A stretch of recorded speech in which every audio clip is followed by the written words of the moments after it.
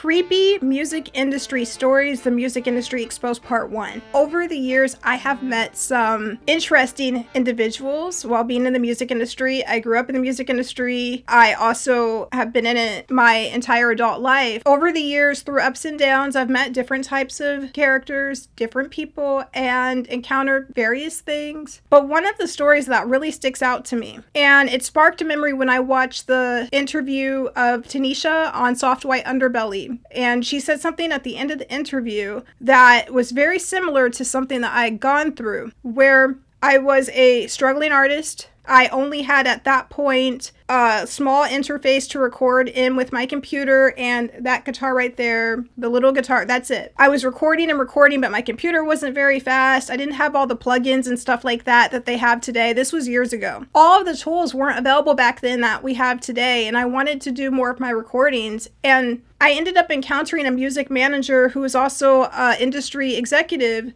and he managed 2 artists that were signed to a major label. And he offered me the deal of a lifetime. Basically, it would be an open cap deal. It was estimated at about $1 million, the contract. But he made it very clear that if I needed more, they'd give me more. And that the studio I would be recording in is going to be top-notch, state-of-the-art. And that whatever I want, if I want a drummer, if I want to bring in a string section, an orchestra, whatever I want, they're going to give it to me. Anything that I want, no cap. And the only thing was they wanted like every single song that I've ever done in my entire life, like from the time I was a little girl. And I'm like, this would be like amazing because I really want to record all of these songs. This would be great. This would be awesome. Yay. But, and by the way, this was during the time that the industry was sort of like transitioning still from being only major labels to having indies and online, and like this was kind of like during the middle of that transition. So this was like during that transition. So this sounded like a dream come true,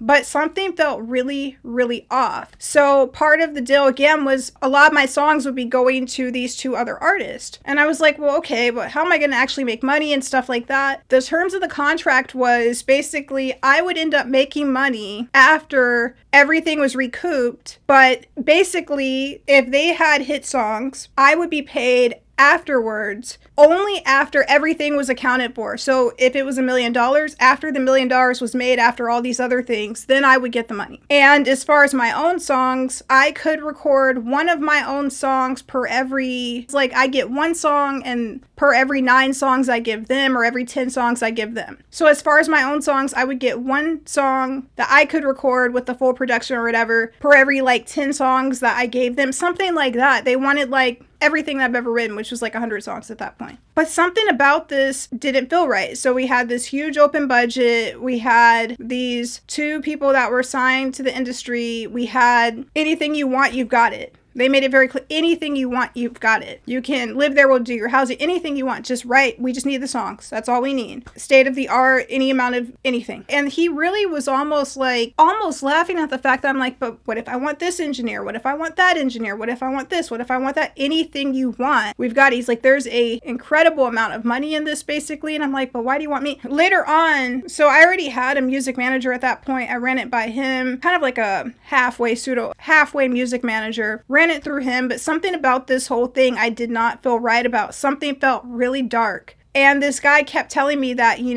just know that this is a business and that it's nothing personal. Whatever happens, happens. It's just a business. This is all business. It's not anything. And the way he kept saying it was so ominous that between that and I told him to give me a few days, and I kept looking over the contract and reading it and looking at the different stuff. And I'm like, well, can we add this to it? Yeah. Can we add that to it? Yeah. But it became really apparent that as soon as I was done with all the recordings, that they were probably going to unalive me. And that was how it was going to work. So that's why they wanted everything. Because after they got everything and they got it the super high quality production, they were going to do away with me and then give all those songs to the artists that were already signed to them, the artists that they already owned and had full control over. I don't know what kind of connections those people already had, but I'm glad I didn't take the deal because, like I said, later on, kind of as more pieces started coming together, it started to become clearer that, like, wow, I'm glad I didn't take it. I went with my intuition. I didn't take it. I just slowly built up over the years. I had one more encounter after that, which was really uncomfortable and scary. And we'll talk about that in the next video probably. But yeah, we'll talk about that one in the next video. But the next one is hardcore. All right, so we'll leave it at that for now.